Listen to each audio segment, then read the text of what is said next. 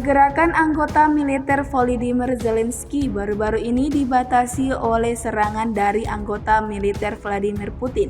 Terbukti dalam sebuah video yang ramai beredar di aplikasi perpesan Telegram pada Selasa 26 Maret 2024. Pada awal video terlihat sekitar 4 prajurit Ukraina yang sedang berjalan dalam keadaan yang aman-aman saja. Mereka tak menyadari bahwa ada pesawat tak berawak yang mengintai Rusia sedang mengawasi dari atas. Alhasil, drone Rusia siap memberikan 4 pukulan 58 OSP ke arah lawannya dan terjadi ledakan. Berdasarkan keterangan unggahan, operator UAV 58OB SPN-1 Korps Angkatan Darat Donetsk memantau dengan cermat jalan setempat dan jalan pedesaan yang digunakan infanteri Ukraina untuk memindahkan personil musuh ke posisi tertentu, di mana tetesan amunisi yang akurat memaksa musuh menderita kerugian baik yang terbunuh maupun yang terluka dan juga melemahkan keadaan moral dan psikologis kelompok militer Ukraina.